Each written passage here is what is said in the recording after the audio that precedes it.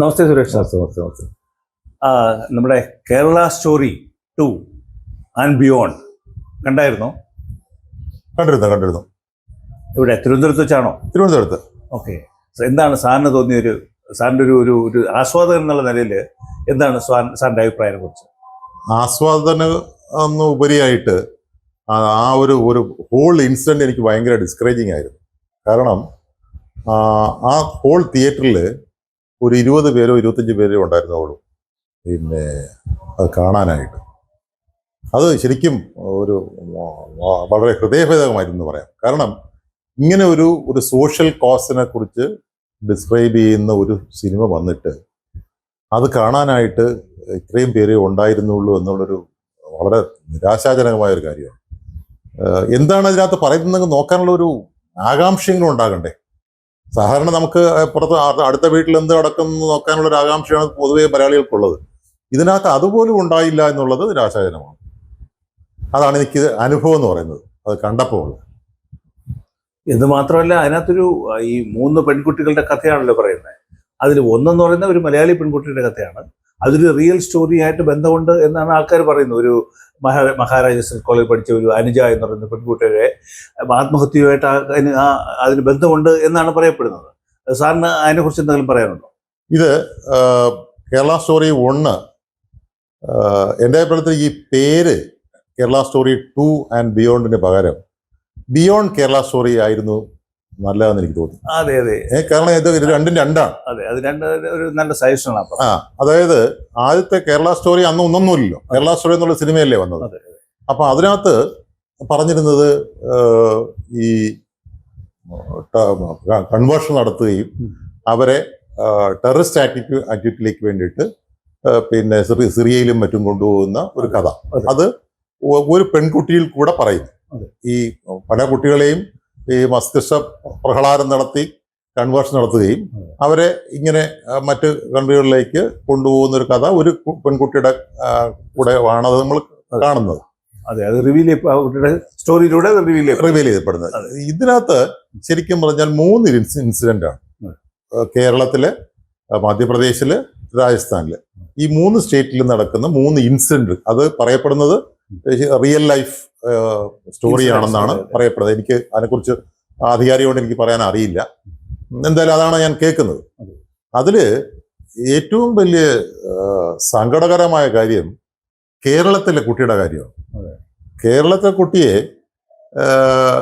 താങ്കൾ കണ്ടിരുന്നോ ഈ സിനിമ? ഞാനും കണ്ടിരുന്നു. അതില് അറിയുമല്ലോ, അതിൽ മനസ്സിലായി. ആ കുട്ടി നമ്മുടെ എന്താ പറയുക ഒരു അൾട്രാ മോഡേൺ ഔട്ട്ലുക്കിനെ കുറിച്ചാണ് നമുക്കത് മനസ്സിലാക്കുന്നത്. അൾട്രാ മോഡേൺ ഔട്ട്ലുക്ക് എവിടെ കൊണ്ട് എത്തിക്കും എന്നുള്ളത് വേറൊരു കാര്യം. ആ കുട്ടിക്ക് UPSCക്ക് ട്രൈ ചെയ്യുന്ന കുട്ടി ഒരു പത്രപ്രവർത്തന ആയിട്ട് പരിചയപ്പെടുന്നു. വലിയ എന്താ പറയാ പിന്നെ സെക്കുലർ ചിന്താഗതിയോടുകൂടി ലിബറലിസം. അയാൾക്ക് ഒരു ഭാര്യയുള്ള ആളാണെന്ന് അറിഞ്ഞിട്ട് കൂടിയാണ് ഈ കുട്ടി ഇയാളോട്ട് ബന്ധപ്പെടുന്നത്. മകളുമുണ്ട്. അത് അറിഞ്ഞിട്ട് വേണം. അപ്പൊ നോക്കിക്കോളൂ, എന്ത് ഒരു അധപ്പതനമാണ് നമ്മുടെ സംസ്കാരത്തിനുണ്ടായിരിക്കുന്നുള്ള ഹിന്ദു സമൂഹത്തിന് കേരളത്തിൽ ഉണ്ടായിരിക്കുന്നുള്ള നോക്കുക. ഈ കുട്ടി അതിലും ഉപരിയായിട്ട് ഈ കുട്ടിയെ പറഞ്ഞുവിടുന്ന ആരാ? ആ കുട്ടിയെ മാതാപിതാക്കളാണ് പറഞ്ഞുവിടുന്നത്. ആലോചിച്ച് നോക്കി. എന്തൊരു ബുദ്ധിപരമായ അധപ്പതനമാണ് നടന്നിരിക്കുന്നത്. മറ്റ് 2 സ്റ്റേറ്റിലും നടക്കുന്നത് അവർക്ക് അവരുടെ കരിയറിൽ പിന്നെ ഇമ്പ്രൂവ്മെന്റ് ഉണ്ടാക്കാൻ പിന്നെ വാഗ്ദാനങ്ങൾ കൊടുത്തി. അപ്പൊ ഇതിനകത്ത് രണ്ടാമത്തിനകത്ത് പറയുന്നത് ഇവരെ ഒരു organised institutionalised setup four conversion. അതെങ്ങനെ പിന്നെ പ്രണയം നടിച്ച് അവരുടെ കൂടുകയും അവരെ ഇതിനൊരു കാശ് ഇൻവോൾവ് ആയിട്ടുള്ള ഒരു സംവിധാനം. അതിന്റെ ഇടയിൽ ഒരു കാര്യം പറഞ്ഞോട്ടെ സാറേ.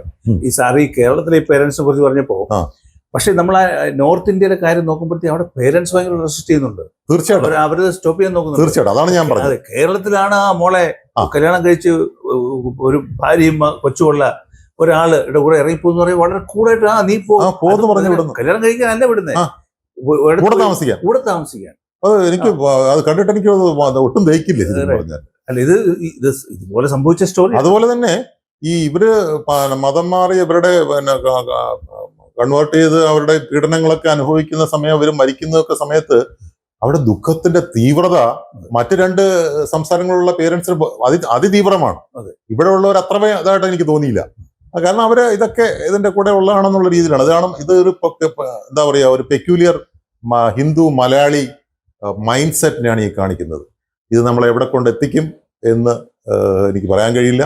ഇപ്പോ നടക്കുന്ന ഇതിനെ റീസെന്റ് ഹാപ്പനിങ്സുമായിട്ട് നമ്മളൊന്ന് താരതമ്യം ചെയ്യുകയാണെങ്കിൽ ഇറാനിൽ എന്താ നടക്കുന്നത്? ഇറാൻ ഒരു കാലഘട്ടത്തില് വളരെ പ്രോസ്പറസ് ആയിട്ടൊരു കൺട്രി ആയിരുന്നു. അവിടെ ഒരു ബ്രിട്ടീഷ് ഒരു യൂറോപ്യൻ സ്റ്റൈൽ ഓഫ് ലിവിങ്. ഇവിടെ നിന്ന് തന്നെ നമ്മുടെ ആൾക്കാരെല്ലാം പോയിരുന്നത് പേർഷ്യയിലേക്കല്ലേ. പേർഷ്യയിലേക്കാണ്, പിന്നെ ഗൾഫൊക്കെ പിന്നെയാണ് വരുന്നത്. ആദ്യം പേർഷ്യയിലേക്കാണ് പോയിരുന്നത്. ഒരു സമ്പന്നമായ ഒരു രാജ്യമായിരുന്നു. അതിനു മുമ്പ് തന്നെ അവിടെ ഇസ്ലാം വരുന്നതിന് മുമ്പ് ഉണ്ടായിരുന്ന സൗരാഷ്ട്രിയൻസ്, അവരും വളരെ വളരെ പ്രോസ്പറസ് ആയിട്ട് ഒരു സമൂഹം ഉണ്ടായിരുന്നതാണ്. അവരെ അവിടെ നിന്ന് അടിച്ചോടിച്ച് അവരെ നമ്മൾ ഇന്ത്യയിലോട്ട് വരികയായിരുന്നു.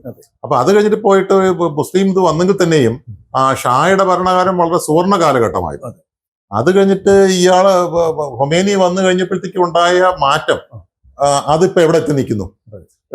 ലോകരാഷ്ട്രങ്ങൾക്ക് തന്നെ ഒരു വെല്ലുവിളിയായിട്ട് നിൽക്കുകയില്ല ആ രാഷ്ട്രം. അപ്പൊ അത് നമുക്കൊരു ചൂണ്ടുപലകയാണ്. കേരളത്തിൽ ഇവിടെ വളരെ ഇത്രയും വളരെ ഇതായിട്ട് നിൽക്കുന്ന സുന്ദരമായ ഒരു സ്റ്റേറ്റിന് ഇങ്ങനെ ഒരു സംഭവവികാസം ഉണ്ടായിക്കഴിഞ്ഞാൽ, അതായത് ഒരു തീവ്രവാദം ഇവിടെ വേര് പിടിച്ചു കഴിഞ്ഞാൽ എന്താണ് സംഭവിക്കുന്നുള്ളതിന്റെ ഒരു ചൂണ്ടുപലയാണ്. ഈ തീവ്രവാദം പിന്നെ വേര് പിടിക്കില്ല എന്ന് പറയാൻ പറ്റില്ല. നമ്മളിവിടെ കണ്ടതാണ്. മലരും പിന്നെ അവലും മധുരും ഒന്തിക്കവും കരുതി വെച്ചോ എന്ന് പറഞ്ഞ നാടാണ്. അതിനെക്കുറിച്ച് ഇവിടുത്തെ സോ കോൾഡ് ഇന്റലിജൻഷ്യ ഒന്നും പ്രതികരിച്ചിട്ടുമില്ല. അപ്പൊ ഇത് റീസെന്റ് 2023 ഓഗസ്റ്റ് ആണെന്ന് തോന്നുന്നു, കാസർഗോഡ് വെച്ച് വേറൊരു മുദ്രാവാക്യം കേട്ടില്ലേ, ഒരു മതേതര പാർട്ടിയുടെ മുദ്രാവാക്യം കേട്ടില്ലേ, അമ്പലനടയിൽ കെട്ടിത്തൂക്കി പച്ചക്കിട്ട് കത്തിക്കും. അത് ഒരു മതേതര പാർട്ടിയാണ്. കേരളത്തിൽ മതേതര പാർട്ടി എന്ന് അവകാശപ്പെടുന്ന ഒരു പാർട്ടിയുടെ മുദ്രാവാക്യമായിരുന്നു. അല്ല, ആ പാർട്ടിക്കാണ് പിന്നെ നമ്മളിവിടെ വോട്ട് കൊടുക്കുന്നുള്ളതാണ്. അതായത് നമുക്ക് ഏറ്റവും കൂടുതൽ ദ്രോഹം ചെയ്യുന്ന പാർട്ടികൾക്ക് നമ്മൾ വോട്ട് കൊടുക്കുന്നുള്ളതാണ് ഇതിനകത്തുള്ള ദുഃഖസത്യം. പിന്നെ ഈ പറഞ്ഞ സോ കോൾഡ് ഇന്റലിജൻഷ്യ ഒന്നും ഇതുമായിട്ടൊന്നും എനിക്ക് മനസ്സിലാവില്ല ഇവരുടെയൊക്കെ ഒരു മൈൻഡ് സെറ്റ്. എനിക്ക് തോന്നുന്നത് പിന്നെ ഇതൊരു ഒരു മൊത്തത്തിൽ ഈ കമ്മ്യൂണിസം ഉണ്ടാക്കി വച്ച ഒരു കൺഫ്യൂഷനാണ് കേരളത്തിലെ ഈ സാമൂഹ്യ മനസാക്ഷി. അത് ഹിന്ദുക്കൾ എന്ന് പറയുന്ന മതേതരന്മാർ എന്ന് വിശ്വസിക്കുന്ന ഒരു ഗ്രൂപ്പിനെ ഏറ്റവും കൂടുതൽ സ്വാധീനിച്ചിരിക്കുന്നത് ഈ ഒരു കമ്മ്യൂണിസ്റ്റ് ഐഡിയോളജി ആണെന്ന് എനിക്ക് തോന്നുന്നത്. കാരണം ഈ നമ്മൾ നോക്കിക്കഴിഞ്ഞ് കഴിഞ്ഞാൽ ഈ ആ സിനിമയുടെ കോണ്ടക്സ്റ്റിൽ തന്നെ നോക്കിക്കഴിഞ്ഞാൽ മറ്റേ രണ്ട് പേരൻസും അവർ ഭയങ്കരമായിട്ട് വേദനിക്കുകയും അതിനെ ഈ കുട്ടിയോടെ തടഞ്ഞു നിർത്താൻ വേണ്ടി ഒരു ശ്രമമൊക്കെ നടത്തുമ്പോൾ, ഇവിടെ പേരൻസ് ഒരാളുടെ ഒരു കൂടെ താമസിക്കാൻ നീ ഇറങ്ങിപ്പോ മോളെ എന്ന് പറഞ്ഞിട്ട് പിന്നെ അതിനുള്ള സപ്പോർട്ടും അവനെ എന്നിട്ട് നേരെ കൊണ്ടു ആ വണ്ടി കയറ്റി വിടുന്ന ഒരു സീനാൻ കണ്ടു കഴിഞ്ഞപ്പോൾ സത്യത്തിൽ എനിക്കൊരു നമ്മളോട് തന്നെ ഈ സമൂഹത്തോട് തന്നെ നമുക്കൊരു വെറുപ്പ് തോന്നുന്നൊരു സിറ്റുവേഷൻ ഉണ്ടാവും. അത് ഒന്നാമത്തെ കാര്യം. രണ്ടാമത് സാർ ഈ പേർഷ്യയെക്കുറിച്ച് പറഞ്ഞു. നമ്മൾ ഈ 10-30 വർഷം ഈ നോർത്ത് ഇന്ത്യയിൽ താമസിച്ചുകൊണ്ടായിരിക്കും എനിക്ക് ഒരു പേർഷ്യൻ ഒരു പാഴ്സി ഫാമിലിയായിട്ട് എനിക്ക് വളരെ അടുത്ത ബന്ധമുണ്ട്. ഒരു പേർഷ്യൻ ബാക്ക്ഗ്രൗണ്ടുള്ള ആൾക്കാർ, ഒരു ഹിന്ദുക്കളല്ല, അവർ സൺ ഗോഡ് വിശ്വസിക്കുന്നവരാണ്. ആ ഗ്രൂപ്പൊക്കെ അവർ വളരെ ഫോർവേഡ് തിങ്കിങ് ആണ്. ഇന്ത്യയിലെ ഏറ്റവും ബിഗ് ബിസിനസ്മെൻ എന്ന് പറയുന്നത് അവരെ പാഴ്സി ടാറ്റ അടക്കമുള്ള ഗ്രൂപ്പാണ്. അപ്പോൾ അങ്ങനെ അന്ന് അവിടെ നിന്ന് ഓടിച്ചു വിട്ട ആൾക്കാർ ഇവിടെ വന്ന് അവർ they are doing very well in their life. അപ്പോൾ അങ്ങനെ ഒരു ഗ്രൂപ്പാണ് പണ്ട് പേഴ്സിയിലുണ്ടായിരുന്നത്. അവർക്കാണ് ഈ ഒരു സംഭവം വന്നത്. ഞാനിപ്പോൾ രണ്ട് കാര്യങ്ങൾ സാറിനോട് പറഞ്ഞു. ഒന്ന്, കേരളത്തിൻ്റെ ഈ സമൂഹ മനസാക്ഷിക്കുണ്ടായ ഒരു ധർമ്മച്യുതി. മറ്റൊന്ന്, ഒരിടത്ത് ഓടിച്ചുവിട്ട ജനം ഇവിടെ വന്ന് ഇന്ത്യയിലെ ഏറ്റവും വലിയ പ്രോസ്പർ ആയ ഒരു കാര്യം. ഇതിനെക്കുറിച്ച് എന്ത് സാറിനൊരു കമ്പാരിറ്റീവ്, സാറിൻ്റെ ഒരു അഭിപ്രായത്തിൽ പറയാം? സുരേഷ് ജി, ഈ രണ്ടിടത്തും നമ്മളൊരു കോമൺ ഫാക്ടർ കാണാൻ പറ്റും, കമ്മ്യൂണിസം. അതെ, ഈ കമ്മ്യൂണിസത്തിൽ ചെയ്യുന്നത് അവര് വേരോട് ഓടുന്ന സ്ഥലത്ത് അവിടുത്തെ സംസ്കാരത്തെ നശിപ്പിക്കുക എന്നുള്ളതാണ്. അതെ, നമ്മുടെ ഇവിടുത്തെ സംസ്കാരത്തെ അവർ നശിപ്പിച്ചു. അതെ, ആൾക്കാരുടെ ശാസ്ത്രവീര്യത തന്നെ എല്ലാം നശിപ്പിച്ചു, അവരുടെ പ്രതികരണ ശേഷി നശിപ്പിച്ചു. ഇത് കഴിഞ്ഞൊരു പുതിയ ഡോഗ്മ, ഒരു കൺസെപ്റ്റ് അവരുടെ മനസ്സിലേക്ക് അതിനെ അവര് എന്താ പറയുക, പിന്നെ ഊട്ടി ഉറപ്പിക്കുകയാണ്. ലിബറൽ ചിന്താക്കിയിട്ട് അതിൽ നിന്നൊരു മോചനമില്ലാത്ത രീതിയിൽ ആക്കിയത്. ഇതുപോലെ ഇവർ തമ്മിൽ വളരെ സാമീപ്യമുണ്ട്. രണ്ടുപേരും സാമീപ്യമല്ല, അവർ തമ്മിൽ സമാനതകളുണ്ട്. അതെ, ഈ പേർഷ്യയിൽ സംഭവിച്ചതും ഈ കേരളത്തിൽ കമ്മ്യൂണിസവും മുസ്ലിം ഇതുമായിട്ട് കൾച്ചറുമായിട്ട് പിന്നെ സമാനതയുണ്ട്. എന്താ വെച്ചാല് അതിനകത്ത് വിശ്വാസം എന്ന് പറയുന്നത് അന്ധമാണ്. അവിടെ ചോദ്യമില്ല. രണ്ടിടത്തും അതെ. കമ്മ്യൂണിസ്റ്റിൽ ചോദിക്കാൻ പറ്റില്ല, ഇത് പുറത്താവും. സെമിറ്റിക് മതമാണ്, ഇറ്റ്സ് എ മതം, അത്രേ ഉള്ളൂ. പിന്നെ അതുപോലെ തന്നെ അവിടെ ചോദ്യം ചെയ്യപ്പെടുന്നില്ല. ഇനി അതിൽ നിന്ന് പുറത്തു പോകാൻ നോക്കില്ല. പുറത്തു പോയി കഴിഞ്ഞാൽ നിങ്ങൾ ഭൂമിയിൽ നിന്ന് തന്നെ പുറത്തു പോകേണ്ട അവസ്ഥ. 51. ഇവിടെ നമുക്ക് ഇവിടെ വന്ന് ഇവിടെ നമ്മുടെ കൾച്ചർ നശിപ്പിച്ച് അതിന്റെ കൂടെ തന്നെ ഈ കൺവേർഷനും ഇവർ പ്രോത്സാഹിപ്പിക്കുകയാണ് ചെയ്തത്. ഇത് അതുപോലെ തന്നെയാണ് ഇവിടെ പിന്നെ ഇറാനിൽ സംഭവിച്ചത് തന്നെയാണ്. ഖൊമേനി വന്നു കഴിഞ്ഞപ്പോഴത്തേക്ക് ഷായെ പുറത്താക്കുന്നത് ശരിക്കും പറഞ്ഞാൽ കമ്മ്യൂണിസ്റ്റുകാരോട് ചേർന്നിട്ടാണ്. കമ്മ്യൂണിസ്റ്റുകാരും ഈ റാഡിക്കൽസും കൂടെ ചേർന്നിട്ടാണ്. ഇയാള് ഫ്രാൻസിൽ നിന്ന് വന്ന് അയാള് ഭരണം ഏറ്റ അടുത്ത ദിവസം തന്നെ ഈ കമ്മ്യൂണിസ്റ്റുകളെ ഇല്ലാതായിരുന്നു. പല ഓടിക്കായിരുന്നു. അപ്പൊ അത് തന്നെയാണ് ഇവിടുത്തെ കമ്മ്യൂണിസ്റ്റുകാർക്ക് സംഭവിക്കാൻ പോകുന്നത്. അത് അവരെ മനസ്സിലാക്കുന്നില്ല എന്നുള്ളതാണ് ഒരു സത്യം. ഇത് തന്നെയാണ് ഇറാഖിലും സംഭവിച്ചത്. സദ്ദാം ഹുസൈൻ അവിടെ അധികാരത്തിൽ വരുന്നത് കമ്മ്യൂണിസ്റ്റുകളെയും കൂട്ടുപിടിച്ചിട്ടാണ്. പക്ഷേ സദ്ദാം ഹുസൈൻ അധികാരമേറ്റ അന്ന് രാത്രി 15 ലക്ഷം കമ്മ്യൂണിസ്റ്റുകളെ കൊന്നവർ.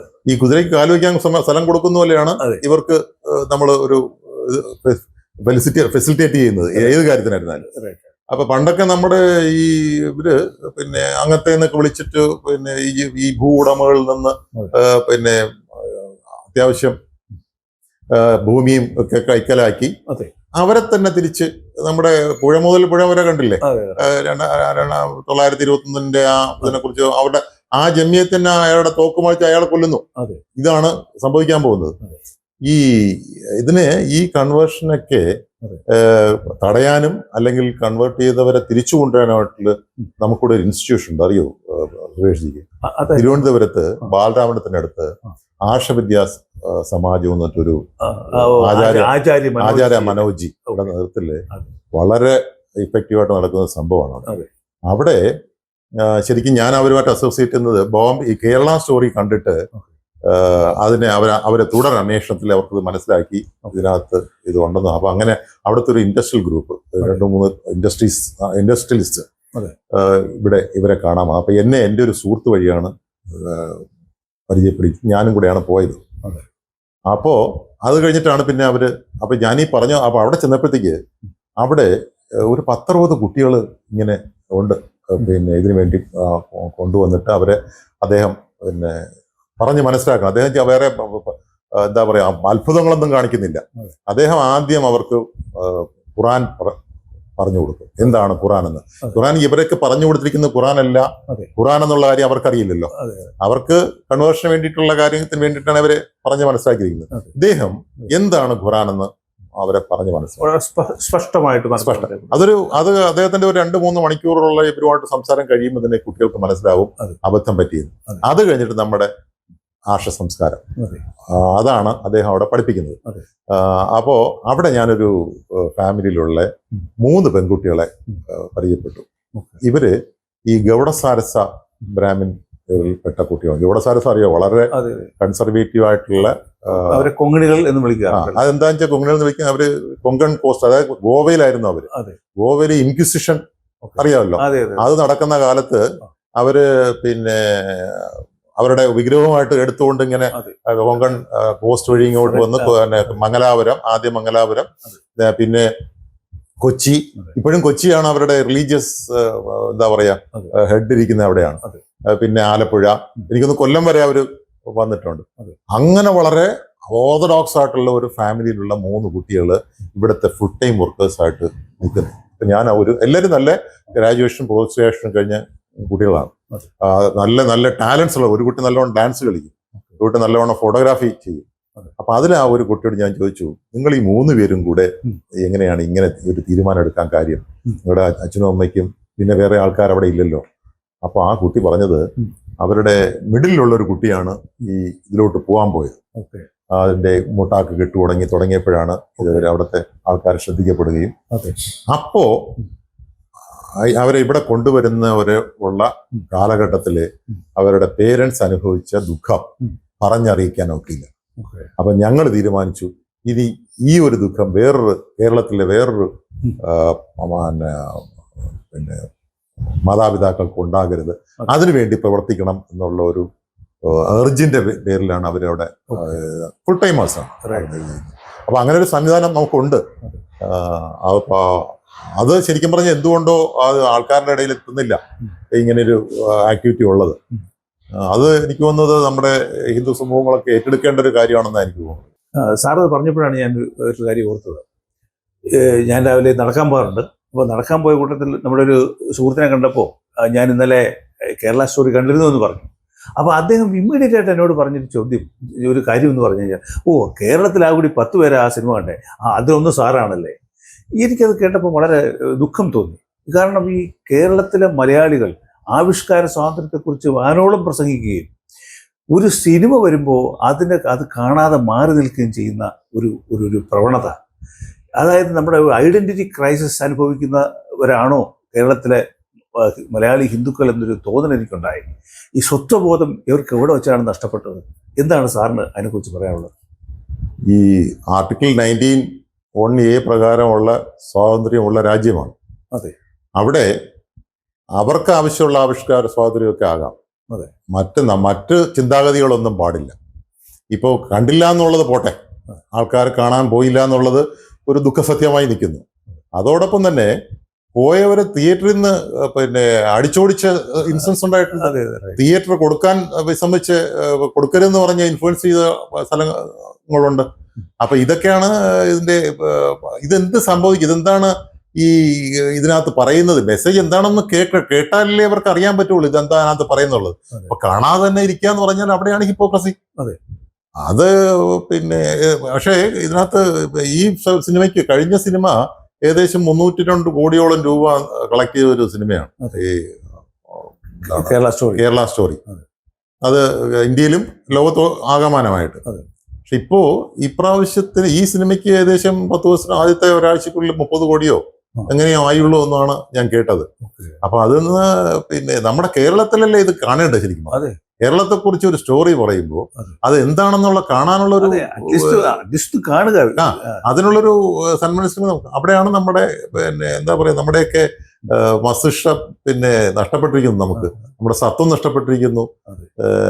ഇനി എവിടെ പോയി നിൽക്കുമെന്ന് നമുക്ക് കണ്ടറിയാം.